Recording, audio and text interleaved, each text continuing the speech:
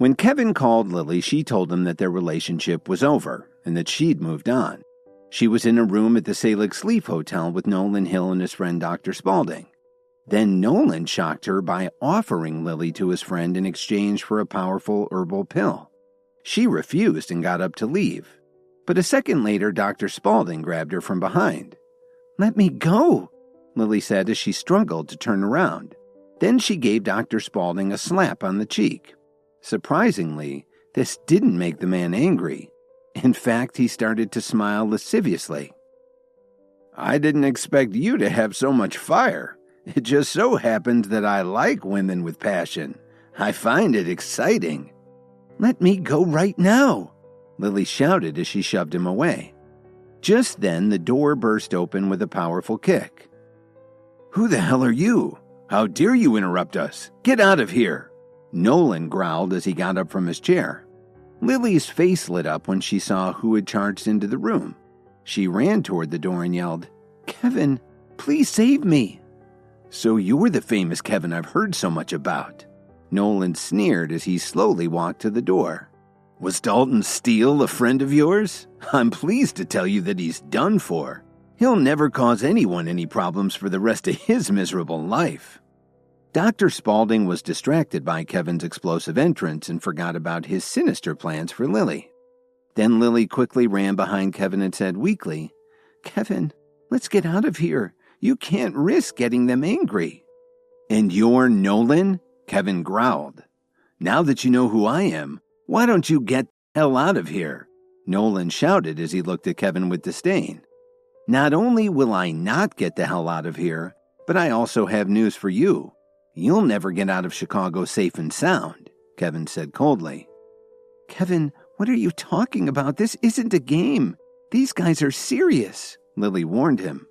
Lily thought that they still had a chance to escape, even though it was very unlikely. But if Kevin angered Nolan, they would definitely not be able to leave. She knew that Kevin was very good at fighting, but even Dalton had been badly beaten by Nolan and his men. She had no idea how Kevin would be able to stop all of them by himself. "You think you can stop me?" Nolan sneered. Then he snapped his fingers and a dozen bodyguards entered the suite from the adjoining room. The blood rushed from Lily's face when she saw them come in. These were the same men who had beaten Dalton within an inch of his life. "Is that all you've got?" Kevin said boldly. "That's all I need for a weakling like you. I'm going to teach you a lesson you'll never forget. You know what they say, might makes right. Well, today I'm right," Nolan said proudly. "That's what you think," Kevin said calmly. "That's right. That's what I think. If you're strong enough, you can try and stand up to me. But you're in for a big surprise," Nolan replied while staring daggers at Kevin. "Okay," Kevin said as he turned his head and shouted at his people in the hall. "Everyone, come in here." As soon as Kevin finished speaking, a dark wave of people rushed into the room. They were all members of the Myriads. "Capture all of them. Take them all and throw them into the lake," Kevin ordered brutally. Spencer and Derek, his senior aides in the Myriads, were the first to rush into the room. They were swinging wildly as they ran in and knocked 4 of Nolan's bodyguards to the ground at once. "Where are these men from?" Dr. Spaulding said in shock. In less than a minute, Nolan was lying on the floor, pressing his hand on the wound on his shoulder. It was so deep that his bones were showing through the skin. Half of his body was stained red with blood. His bodyguards had been beaten until they were half dead. The Myriads were busy picking them up and carrying them out of the hotel. Dr. Spaulding, on the other hand, was lying in a corner barely breathing. "Don't let this get out of hand. You've gotten the wrong idea. Lily and I are just good friends," Nolan stammered as he struggled to keep from passing out. "My brother is still lying in the hospital and hasn't come out of his coma yet. And you have the nerve to tell me not to let this get out of hand?" Kevin roared as he put his foot on Nolan's chest, almost breaking his sternum. "You said that might makes right. Well, it looks like I'm stronger than you and I have more men. Does that make you a weakling?" Kevin asked mockingly. "Yes," Nolan gritted his teeth and reluctantly answered. "You need to call the head of your family right now and ask them to apologize to Norman Steele personally," Kevin said sternly. Yes, I'll do it. Nolan was in no position to argue. He was so badly beaten that he was afraid Kevin would kill him and have him thrown in the lake if he didn't do what he said. A couple of minutes later, Nolan called his grandfather and told him everything. "My grandfather wants to talk to you," Nolan said as he handed his phone to Kevin. His eyes were filled with resentment. For one thing, he'd never been stepped on by anyone before. Once he got back to Detroit, he swore to find a way to kill Kevin. When Kevin took the phone, before he could say anything, he heard a deep voice telling him, "Don't push this too far. You need to stop before this gets out of hand." Nolan's grandfather, Dale Hill, said carefully, "My grandson has already been punished. It's time for you to put a stop to this." "It's not that easy. Your grandson broke every bone in my brother's body. He may never walk again because of his injuries. Then your grandson had his friend attack my wife. And now you're telling me to stop?" Kevin said in disbelief. "Then what do you want from me?" Dale said as he took a deep breath. "You're going to call my friend's grandfather, Norman Steele, right now to apologize. Otherwise, I can't guarantee that your grandson will be allowed to leave Chicago alive," Kevin explained in a very threatening voice. "You certainly are an arrogant young man," Nolan's grandfather replied. "Why don't you come to Detroit one of these days when you have the time? I promise we'll prepare a proper welcome for you," Dale Hill said. It was clear to Kevin that this was a threat. "All right, I'm looking forward to it, if you're up to the challenge," Kevin retorted before he hung up the phone. "Can you please let me up now?" Nolan begged Kevin as his voice grew fainter and fainter. If he didn't get to the hospital soon, he would definitely lose too much blood. "I didn't say that I'd let you go so easily," Kevin said as he threw the phone against the wall and smashed it into pieces. "My grandfather told you that this has to end. If you don't stop now, he'll never let you get away with it," Nolan pleaded. "I'm not too worried about that," Kevin sneered as he pulled out the night dagger. "If I let you get away with what you did to Dalton, how can I ever look at myself in the mirror again?"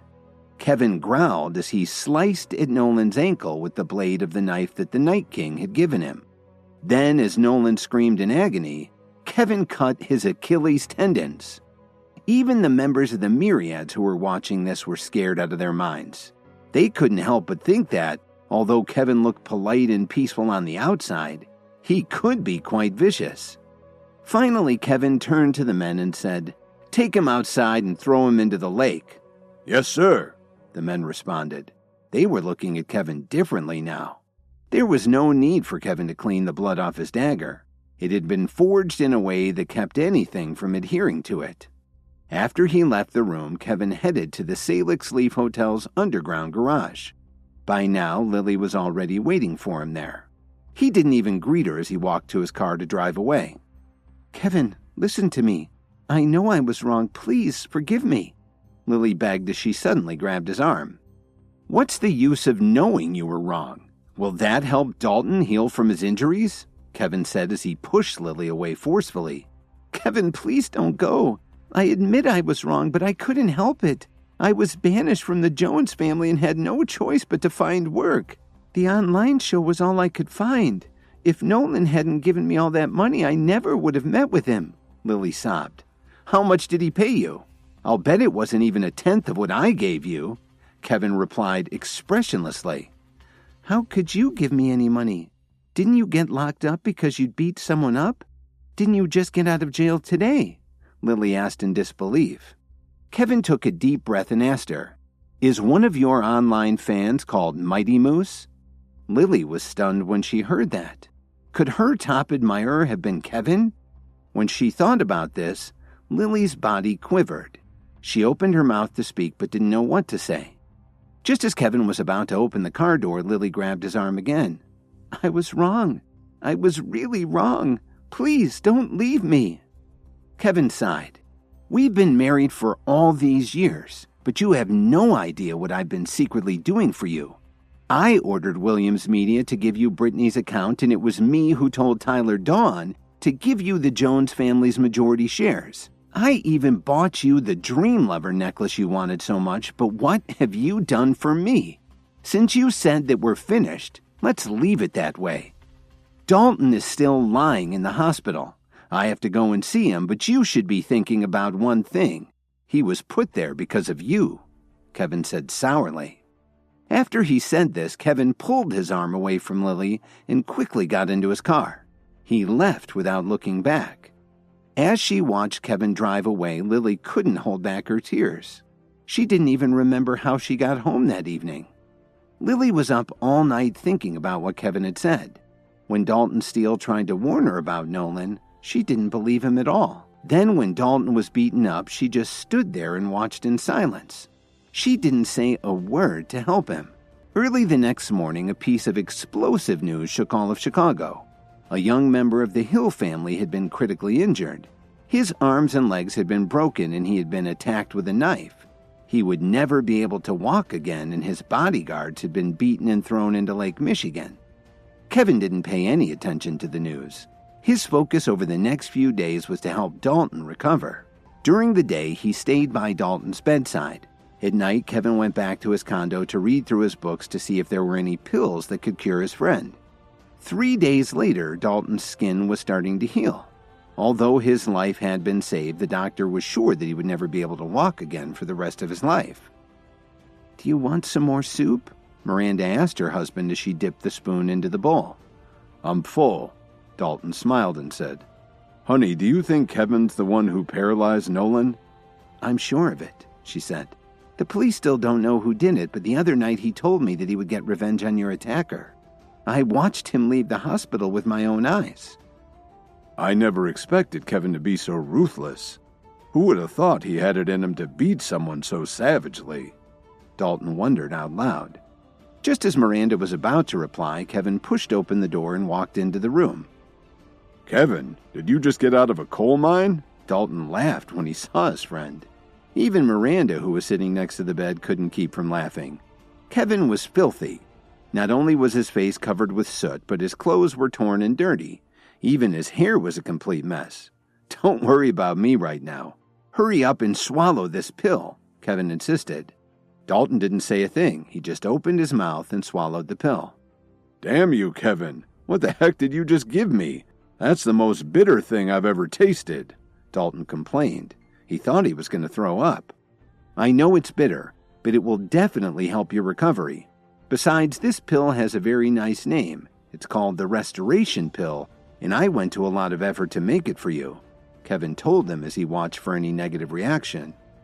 "What kind of a thing is a restoration pill?" Dalton asked in confusion. Miranda also looked interested. "I prepared this medicinal pill using some exotic herbs and also a few animal products. It was difficult because it was a little beyond my current level of training. I failed a dozen times last night before I finally succeeded," Kevin explained seriously.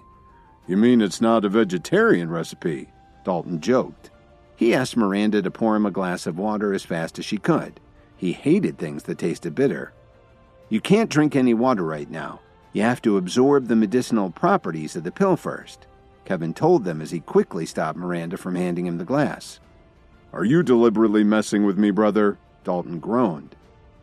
"Kevin, you have no idea. I've never met anyone who hated bitter herbs as much as Dalton," Miranda told him.